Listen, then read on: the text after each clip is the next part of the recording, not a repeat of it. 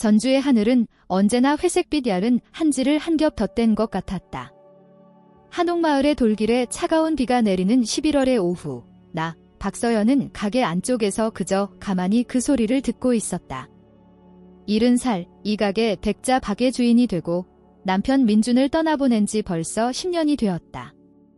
가게 유리문에 비친 내 모습은 마치 먼지를 뒤집어 쓴 낡은 장식품 같았다. 윤기를 잃은 백발, 깊게 파인 팔자주름. 그리고 무엇보다 이 손가락. 아침에 일어날 때마다 뻣뻣해져 도자기의 섬세한 표면에 닿는 것조차 두려워지는 이 손가락이 나의 지금 모든 것을 말해주고 있었다. 관절염이라고 의사는 아무렇지 않게 말했지만 나에게는 사형선고나 다름없었다.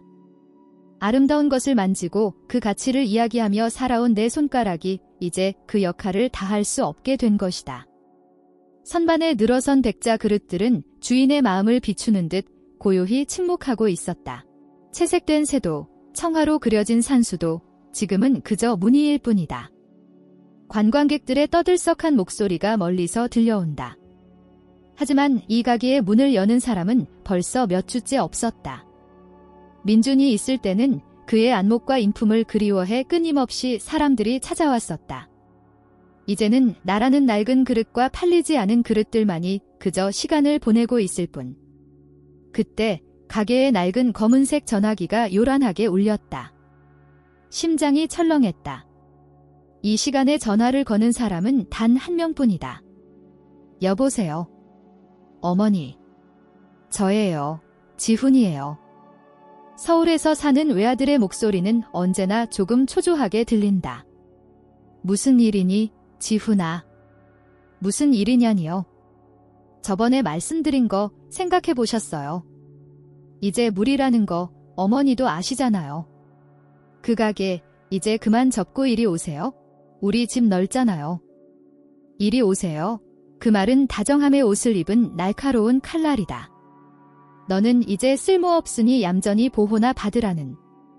그렇게 말하는 것 같아 언제나 가슴속이 욱신거렸다. 조금만 더 생각하게 해다오. 아직도 그런 소리 하세요. 어머니 그 손으로는 소중한 물건 떨어뜨려서 깨뜨리기나 할 거예요. 그렇게 되면 어쩌시려고요? 아버지가 남기신 걸 어머니가 부수시게요? 지훈의 말이 내가 가장 두려워하는 것을 정확히 찔러온다. 그렇다. 나는 부수는 것밖에 할 수 없는지도 모른다. 이 가게도 남편의 추억도 그리고 나 자신의 자부심마저도. 알고 있어? 알고 계시면 빨리 결정하세요. 다음 달에 한번 내려갈게요. 부동산 업자도 데리고 갈 거니까요. 아셨죠? 반박할 틈도 주지 않고 전화는 끊어졌다. 수화기를 내려놓은 손이 덜덜 떨리고 있었다. 눈물은 나지 않았다. 눈물마저 이미 말라버린 것 같았다. 나는 천천히 일어나 가게 가장 안쪽에 있는 민준이 가장 사랑했던 장식장으로 다가갔다. 그곳에는 그가 직원만큼은 팔지 않는다고 했던 작은 화병 하나가 덩그러니 놓여 있었다. 붉은색, 노란색, 녹색, 보라색, 감색. 5색 찬란한 빛깔이 작은 몸체에 훌륭하게 그려진 명품이다. 하지만 그 가장자리에는 거의 눈에 띄지 않을 정도의 작은 이가 빠져 있었다. 민주는 말했었다. 이 빠진 자리가 좋은 거야? 완벽하지 않기에 사랑스러운 거지? 그때의 나는 그의 말의 의미를 알지 못했다. 하지만 지금 나는 그 화병에 나 자신을 겹쳐보고 있었다. 아름다웠을 과거, 그리고 지금은 이가 빠져버린 현재. 이제는 아무도 사랑스럽다고 생각해주지 않는 결함품. 손끝으로 살며시 그 이 빠진 곳에 손을 대려던 바로 그 순간이었다. 딸랑 하고 입구에 종이 울렸다. 놀라서 돌아보니 그곳에 한 남자가 서 있었다. 나와 나이가 비슷하거나 조금 아래일까? 50대 후반 정도로 보인다. 낡은 트위드 재킷에 온화한 눈빛. 관광객과는 조금 다른 차분한 분위기가 있었다. 어서 오십시오. 쉰 목소리로 말하자 남자는 조용히 고개를 숙였다. 그는 가게 안을 천천히 둘러보다가 이윽고 내 시선 끝에 있던 장식장 앞에서 발을 멈췄다. 이것은... 남자는 저 이 빠진 화병을 뚫어지게 바라보고 있었다.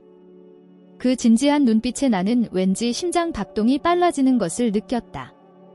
훌륭한 백자로군요. 낮고 차분한 목소리였다. 남자는 명품을 앞에 둔 수집가처럼, 하지만 결코 손대려 하지 않고 그저 조용히 그 화병에 빠져들었다.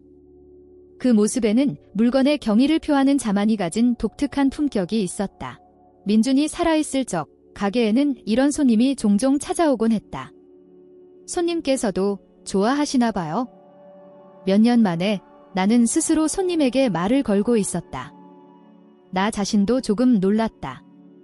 남자는 나를 향해 천천히 돌아보며 희미하게 미소 지었다. 네, 그보다 이게 제 일이었습니다. 은퇴했지만 이런 아름다운 것을 보면 옛날 버릇이 나와서요. 그렇게 말하고 그는 다시 한번 화병으로 시선을 돌렸다. 그 옆모습에 문득 민준의 모습이 겹쳐 보여 나는 숨을 삼켰다. 그 화병, 가장자리에 살짝 흠이 있네요. 내 남편이 이게 좋다며 소중히 아끼던 물건이라서요. 과연... 남자는 납득한 듯 고개를 끄덕이더니 아쉬운 듯 장식장에서 떨어져 나를 향해 돌아섰다. 방해했습니다. 좋은 것 잘 보았습니다. 아닙니다. 그는 그대로 가게를 나갈 것처럼 보였다. 하지만 입구에서 멈춰서더니 무언가 생각난 듯 돌아봤다. 혹시 폐가 되지 않는다면? 제가 고쳐드려도 되겠습니까? 네. 킨츠기라는 걸 아시는지요? 부서진 도자기를 옵과 금으로 수리하는 기법입니다. 물론 알고 있다. 민준도 가끔 거래하던 장인에게 의뢰하곤 했다. 하지만 그건 더 큰 흠이나 깨져버린 그릇에 하는 것이다.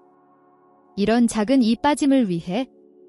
하지만 이렇게 작은 흠에 그런 수고를... 아닙니다.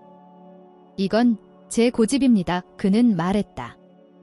은퇴하고 이 손을 움직일 기회도 부쩍 줄어들어서 이 손가락이 외로워하고 있거든요.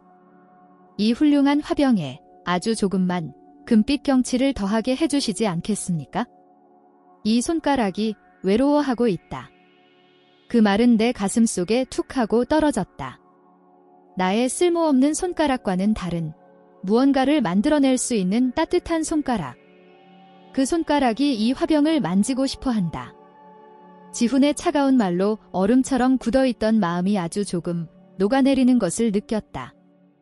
대가는 어떻게 하면 될까요? 아니요, 대금 같은 건 이건 제 취미, 자기 만족이니까요. 남자는 장난스럽게 웃었다. 그 미소는 그의 나이보다 훨씬 젊어 보였다. 저는 민재라고 합니다. 김민재입니다. 박서연입니다. 그것이 나와 민재 씨의 첫 만남이었다. 다음 주 민재 씨는 작은 오동나무 상자를 들고 찾아왔다. 안에는 킨츠기에 필요한 도구 일체가 아름답게 담겨 있었다. 그는 가게 한쪽에 있는 이제는 사용되지 않은 민준의 작업 책상을 빌려 조용히 준비를 시작했다. 조금 시간이 걸릴 겁니다. 그렇게 말하고 그는 먼저 화병에 이 빠진 부분을 정성스럽게 몇 번이고 손가락으로 더듬었다. 그 동작은 마치 의사가 환자를 진찰하는 것 같았다. 내 시선은 그의 손에 못 박혔다. 마디가 굵지만 유연하고 강인한 손가락. 그 손끝에서 애정 같은 것이 화병에 흘러 들어가는 것처럼 보였다. 나는 내 두 손을 무릎 위에서 꽉 쥐었다. 주름투성이에 검버섯이 피고 통증으로 굳어버린 추한 손 이런 손으로는 이제 무엇 하나 아름다운 것을 만들어낼 수 없다. 서연 씨. 불현듯 이름을 불려 고개를 들었다. 민재 씨가 온화한 눈으로 나를 보고 있었다. 차라도 한 잔 주시겠어요? 집중하면 목이 말라서요. 아, 네, 바로. 황급히 일어나 가게 안쪽 작은 부엌에서 차를 우렸다. 찻잔을 든 손가락이 또 굳어 희미하게 떨리는 것을 알았다. 이래서는 손님에게 차도 내지 못한다. 부끄러움과 한심함에 얼굴이 뜨거워졌다. 드세요. 그의 앞에 찻잔을 놓았을 때 내 손가락의 떨림을 그가 알아차린 듯 했다. 하지만 그는 아무 말도 하지 않고 그저 조용히 찻잔을 받았다. 맛있는 차네요. 감사합니다. 민재 씨는 그날부터 매일같이 가게에 얼굴을 비췄다. 수리에는 시간이 걸린다고 했다. 옷을 칠하고 말리고 또 덧칠한다. 아득해지는 작업이었다. 그는 묵묵히 작업에 집중했고 나는 그런 그의 모습을 그저 멍하니 바라보고 있었다. 가게의 정적을 메우는 것은 그가 도구를 다루는 희미한 소리와 창밖을 지나가는 사람들의 목소리뿐. 하지만 그 고요함은 이전의 고독한 그것과는 전혀 달랐다.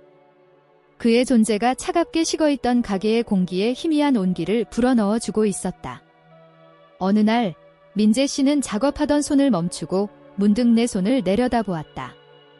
나는 그때 낡은 천으로 선반의 먼지를 닦고 있었는데 통증으로 손가락이 잘 움직이지 않아 천을 떨어뜨린 참이었다.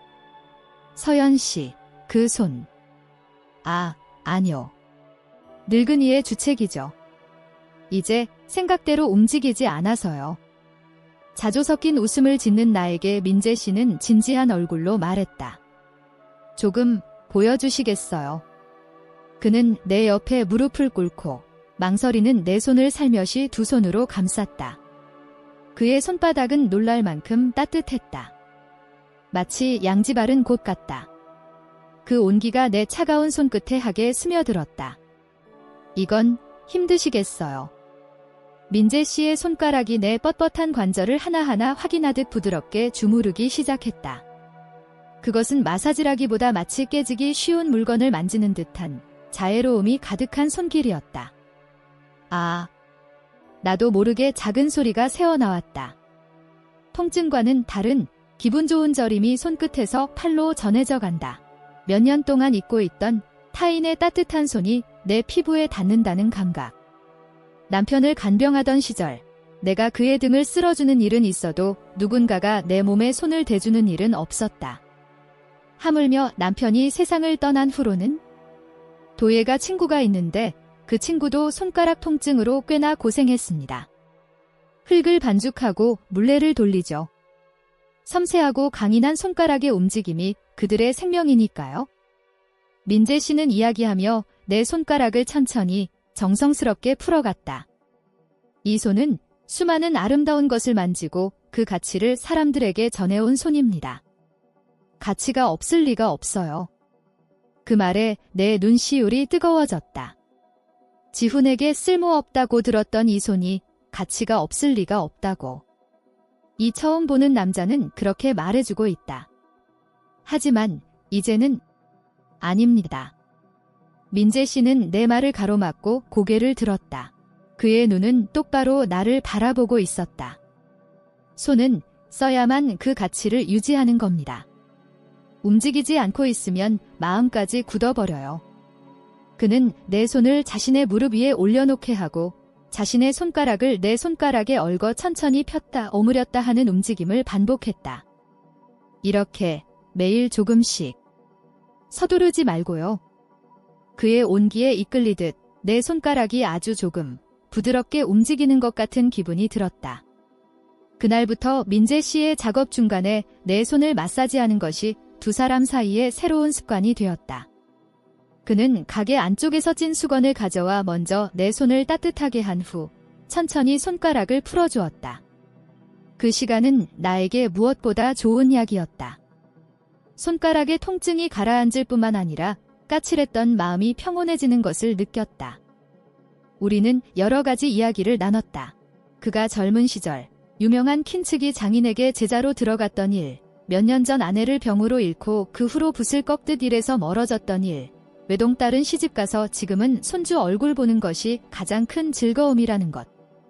나도 내 이야기를 했다. 민준과의 일, 가게 이야기, 그리고 서울에 있는 아들 이야기. 지훈이 가게를 닫고 싶어 한다는 것은 왠지 말할 수 없었다. 이 평온한 시간을 깨고 싶지 않았기 때문일지도 모른다. 민재 씨는 그저 묵묵히 내 이야기를 들어주었다. 그의 앞에서는 신기하게도 솔직해질 수 있었다. 잘난 체 할 것도 비하할 것도 없이 있는 그대로의 나로 있을 수 있었다. 서연 씨가 우려주는 차는 정말 맛있어요. 마음이 편안해집니다. 어느 날 그가 그렇게 말해주었다. 나는 기뻐서 얼굴이 붉어지는 것을 막을 수 없었다. 어느샌가 나는 찻잔을 든 손가락의 떨림을 거의 의식하지 않게 되었다. 계절은 겨울로 향하고 전주 시내에는 가을비가 내리는 날이 많아졌다. 민재 씨가 작업하던 화병 수리도 최종 단계에 접어들었다. 오두로 여러 번 바탕을 굳힌 후 드디어 금을 뿌린다고 했다. 그의 손끝에서 가는 붓을 통해 금가루가 스윽 한 줄기 칠흑의 옷 위에 놓인다. 숨막힐 정도로 아름다운 순간이었다. 이 빠진 부분이 그저 메워지는 것이 아니다. 금이라는 새로운 생명을 불어넣어 이전과는 다른 새로운 경치로 다시 태어나고 있었다. 아름다워요. 나도 모르게 새어나온 내 목소리에 민재 씨는 고개를 들고 부드럽게 미소 지었다. 부서졌기에 아름다워질 수 있는 것도 있답니다. 그 말이 또다시 내 가슴에 깊이 울렸다. 그날 밤 나는 오랜만에 민준의 꿈을 꿨다. 꿈속에 그는 생전 건강하던 시절의 모습으로 가게 앞에서 즐겁게 손님과 이야기하고 있다. 나는 그 곁에서 그를 위해 차를 우리고 있다. 손가락은 부드럽게 움직이고 찻잔을 든 손은 조금도 떨리지 않는다. 꿈속에 나는 행복하게 웃고 있었다. 눈을 뜨니 베개가 조금 젖어 있었다. 화병이 완성된 것은 12월에 들어서 거리에 첫눈이 흩날리던 날이었다. 민재 씨는 완성된 화병을 오동나무 상자에 담아 공손하게 내 앞에 내밀었다. 맡겨두셨던 물건 돌려드립니다. 천천히 뚜껑을 열었다. 그곳에는 몰라보게 아름다워진 화병이 있었다. 작은 이 빠진 자리는 밤하늘을 흐르는 한 줄기 유성처럼 섬세한 금선으로 채색되어 있었다.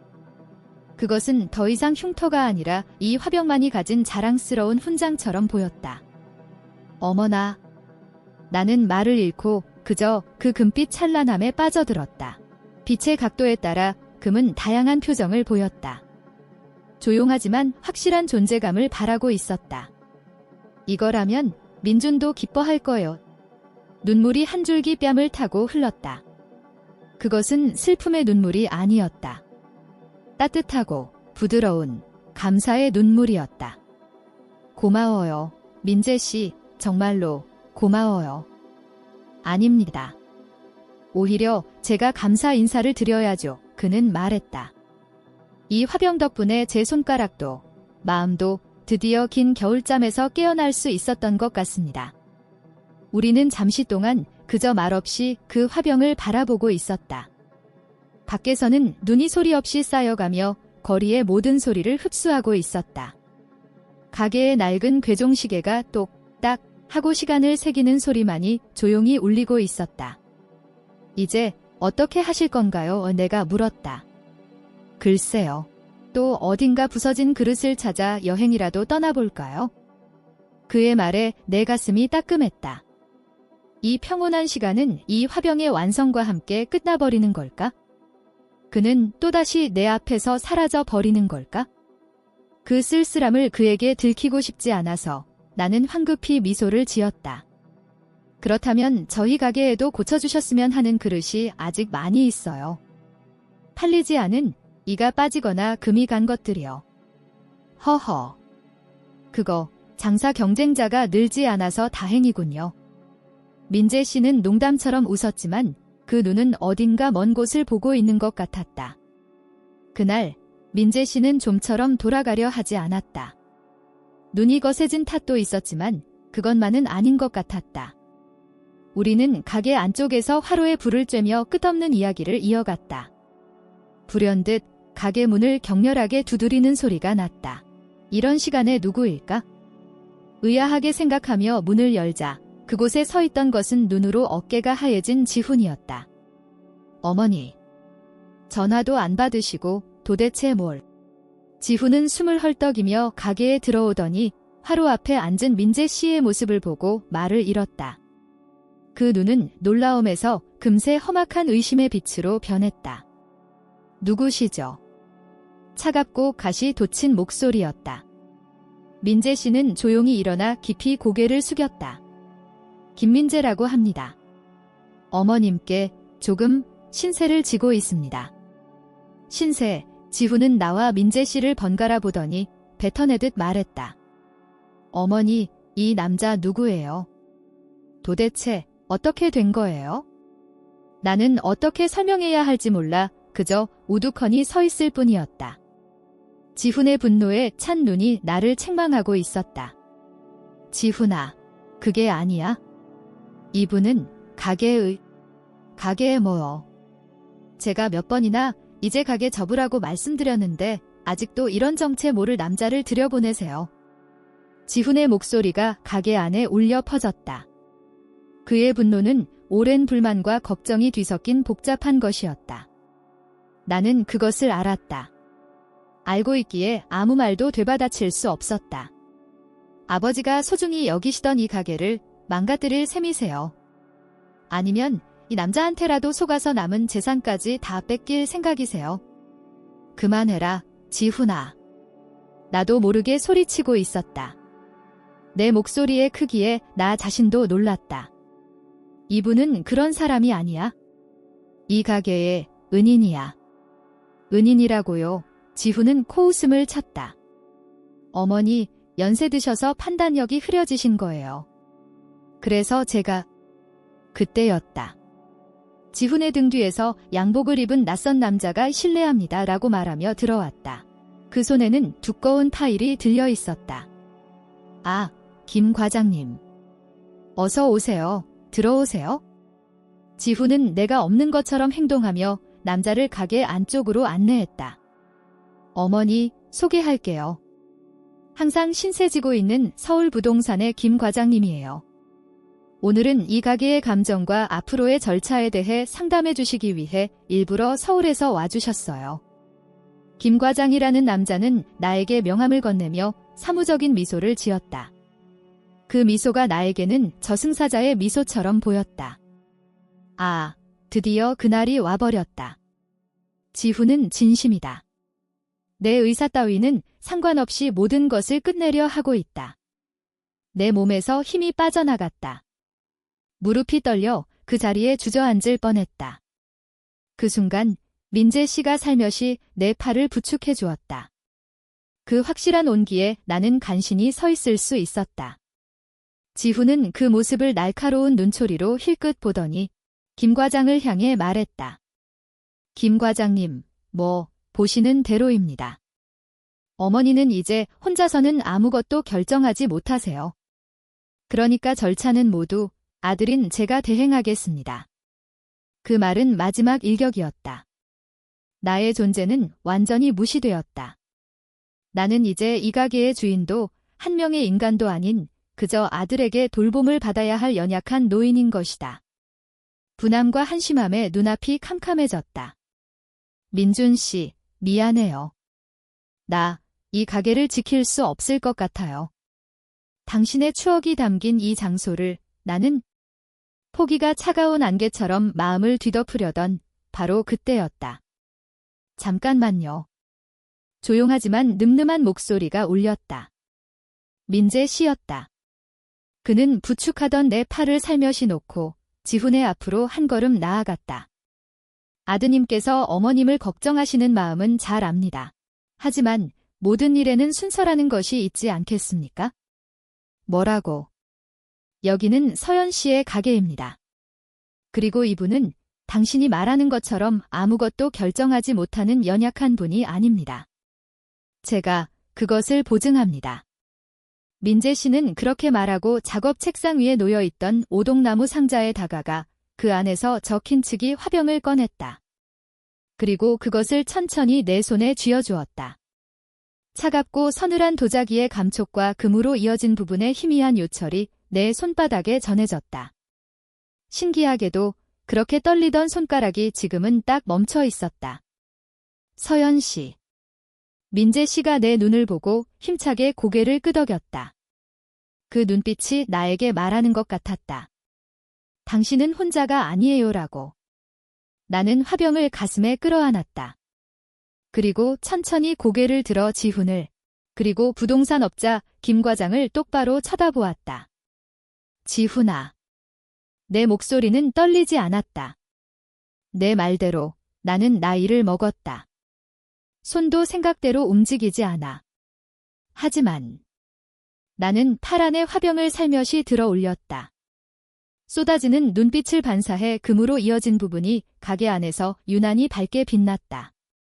이건 고물이 아니야. 부서졌기에 이전보다 더 아름다워질 수 있는 것도 있는 거란다. 지금의 나처럼 말이지. 내 말에 지훈은 숨을 삼켰다. 그의 얼굴에는 놀라움과 당혹감, 그리고 아주 희미한, 지금까지 본 적 없는 표정이 떠올랐다. 그것은 어머니를 처음으로 한 명의 인간으로 본 남자의 얼굴이었을지도 모른다. 이 가게는 팔지 않을 거다. 내가 여기 있을 거야? 여기가 내가 살아갈 곳이니까. 말을 마치자 방에 깊은 정적이 흘렀다. 어색한 표정을 한 김 과장이 지훈의 눈치를 살피고 있었다. 이윽고 지훈은 쥐어짜는 듯한 목소리로 말했다. 알았어요. 그는 김 과장에게 눈짓을 하더니 두 사람은 폭풍처럼 가게에서 나갔다. 가게 문이 닫히자 다시 정적이 돌아왔다. 밖의 눈은 어느새 그쳐 있었다. 나는 아직 화병을 가슴에 안은 채 그 자리에 우두커니 서 있었다. 해내셨군요, 서연 씨. 민재 씨의 다정한 목소리에 나는 퍼뜩 정신을 차렸다. 팔에서 힘이 빠져 화병을 떨어뜨릴 뻔했다. 그것을 그가 황급히 부축해 주었다. 괜찮으세요? 네. 고개를 끄덕였지만 눈물이 하염없이 흘러나와 멈추지 않았다. 분한 눈물도 슬픈 눈물도 아니었다. 내 자신의 말로 내 자신의 자리를 지켜냈다는 안도와 기쁨의 눈물이었다. 민재 씨는 아무 말 없이 그저 내 등을 부드럽게 몇 번이고 쓸어주었다. 그 손의 온기가 나의 얼어붙은 마음을 천천히 녹여갔다. 얼마나 시간이 흘렀을까? 간신히 눈물이 그쳤을 무렵 나는 고개를 들어 그에게 미소 지었다. 고마워요. 민재 씨, 당신이 없었더라면 저는... 아닙니다. 그는 고개를 저었다. 일어선 것은 서연 씨 자신의 힘입니다. 저는 그저 조금 등을 밀어드렸을 뿐이에요. 그는 그렇게 말하고 내 손에서 화병을 살며시 받아 원래의 장식장으로 돌려놓았다. 불빛 아래서 금으로 이어진 부분이 자랑스럽게 빛나고 있었다. 정말로 아름다워요. 그는 말했다. 이 화병도, 그리고 방금 전에 당신도. 그 말에 나는 뺨이 뜨거워지는 것을 느꼈다. 70살이나 되어서 연하의 남성에게 다름답다는 말을 듣고 가슴이 두근거리고 있다. 나 자신도 우습다고 생각하는데 그 두근거림은 어쩔 수 없이 기분이 좋았다. 우리는 가게 안쪽의 화로 앞에 다시 마주 앉았다. 누가 먼저랄 것도 없이 서로의 과거, 현재, 그리고 미래에 대해 한마디씩 툭툭 내뱉기 시작했다.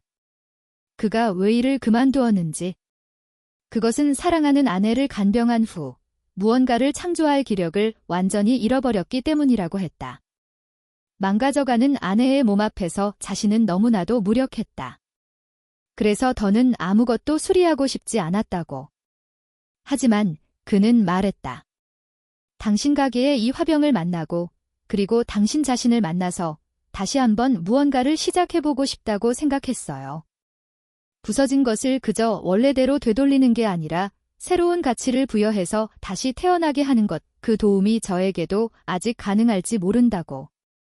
그의 말은 내 마음에도 조용히 스며들었다. 저도 마찬가지예요. 나는 대답했다. 이제 모든 것이 끝이라고 생각했어요. 이 가게도 저 자신도 그저 썩어갈 뿐이라고. 하지만 당신을 만나고 이 손이 아직 온기를 가지고 있다는 것을 다시금 깨닫게 되었어요. 아직 누군가를 위해 차를 우릴 수 있다는 것을. 우리는 서로의 부족한 부분을 드러내 보이듯 이야기했다. 그것은 상처를 핥아주는 듯한 비참한 행위가 아니었다. 불완전한 자신을 인정하고 그럼에도 불구하고 앞을 향하려는 동지의 대화였다. 밤이 깊어지고 거리가 잠든 무렵 민재 씨는 조용히 일어섰다. 슬슬 실례하겠습니다. 그러세요. 쓸쓸했다. 그가 돌아가 버리면 또다시 나는 혼자가 된다. 이 따뜻한 공기도 사라져 버릴 것이다. 그 마음이 얼굴에 드러나 버렸던 걸까? 민재 씨는 문 앞에서 멈춰 서서 돌아보며 나를 가만히 바라보았다. 그 진지한 눈빛에 나는 심장이 크게 울리는 것을 느꼈다. 그는 천천히 나에게 돌아와 내 주름진 손을 살며시 두 손으로 감쌌다. 서연 씨, 혹시 당신만 괜찮다면 이제부터는 제가 당신 곁에서 차를 우리게 해주시지 않겠습니까? 그것은 너무나도 조용하고 온화한 사랑 고백이었다. 내 대답을 듣기도 전에 민재 씨의 입술이 살며시 내 입술에 포개졌다. 그것은 눈 녹은 물처럼 부드럽고 맑은 입맞춤이었다. 놀라움과 당혹감, 그리고 오랫동안 잊고 있던 달콤한 저림이 내 온몸을 스쳐 지나갔다. 입술이 떨어지자 그는 조금 부끄러운 듯 미소 지었다. 죄송합니다. 나이값도 못하고 앞서 나가 버렸네요. 아니에요. 나는 그저 고개를 가로젓는 것밖에 할 수 없었다. 가슴이 벅차서 말이 나오지 않았다. 나는 살며시 그의 손을 잡아 내 가슴에 댔다. 블라우스 위로도 그의 손가락 온기가 내 심장 박동에 겹쳐지는 것을 알 수 있었다. 아름다워요, 서연 씨. 민준 외의 남자에게 그런 식으로 이름을 불린 것은 몇십 년 만일까? 그 말이 눈물로 넘칠 것 같아 나는 필사적으로 참았다. 저도 당신을 그리워하고 있었습니다. 간신히 쥐어짠 목소리는 나 자신도 놀랄 만큼 솔직하게 그의 마음에 닿은 듯했다. 그는 사랑스럽다는 듯이 내 몸을 끌어안았다. 그의 트위드 재킷에서 희미하게 담배 냄새가 났다. 그것은 민준과는 다른 민재 씨만의 냄새였다. 그로부터 3달이 지났다. 전주에도 드디어 늦은 봄이 찾아오려 하고 있다. 내 가게는 백자박에서 킨츠기 갤러리 앤드 찻집 서연으로 조촐하게 간판을 바꿔 달았다. 민재 씨가 아름다운 느티나무 한 판에 직접 글씨를 새겨준 것이다. 가게 안은 완전히 달라졌다. 선반에는 민재 씨의 손에 의해 새로운 생명을 불어넣은 다양한 킨츠기 그릇들이 놓여 있다. 그것들은 판매용이 아니다. 찾아온 손님이 차를 마시며 자유롭게 손에 들고 감상하기 위한 것이다. 그 중에는 내가 시험 삼아 민재 씨에게 배우며 직접 이은 서툰 작은 접시도 있다. 가게는 장사라고 하기는 어렵다. 그럼에도 손님의 발길이 끊이지 않게 되었다.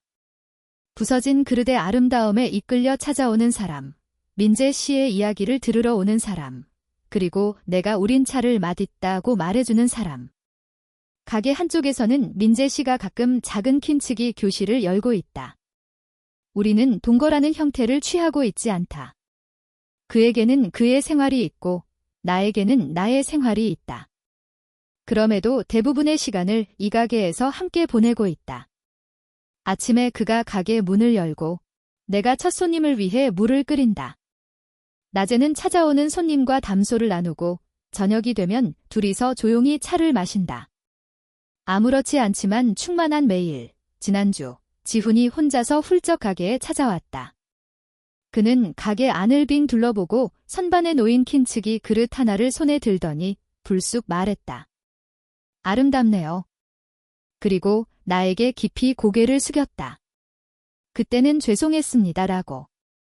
우리는 많은 말을 하지 않았다. 하지만 그것으로 충분했다. 내가 우린 차를 그는 말없이 다 마시고 또 올게요 라고 말하며 돌아갔다. 그의 등은 올 때보다 조금 더 가벼워 보였다. 밤, 가게 정리를 마친 후 우리는 나란히 툇마루에 앉아 달을 바라보는 것이 일과가 되었다. 이번 주 일요일에 가고 싶은 곳이 있어요. 민재 씨가 말했다. 어디일까요? 제 고향이요. 담양 쪽인데 작은 집과 조상대대로 내려오는 밭이 있어요. 봄이 되면 산벚꽃이 정말 장관이랍니다. 그 말에 내 마음은 조용히 떨렸다. 그는 나에게 그의 뿌리를 보여주려 하고 있다. 그것은 일시적인 관계가 아닌 앞으로도 계속될 인연에 대한 확실한 증표처럼 생각되었다. 꼭 데려가 주세요. 거울 앞에 서면 주름도 백발도 확실히 늘어 있다. 하지만 그 얼굴은 이전보다 빛나 보이는 것 같다. 눈에 빛이 있고 뺨에는 옅게 홍조가 돌아 있다. 그것은 사랑받는 여자의 얼굴. 여성으로서의 기쁨을 되찾은 여자의 얼굴이었다. 서연 씨, 감기 들어요. 등 뒤에서 민재 씨가 살며시 어깨에 쇼를 걸쳐준다. 그 품 안에서 나는 간신히 그의 말을 솔직하게 받아들일 수 있게 되었다.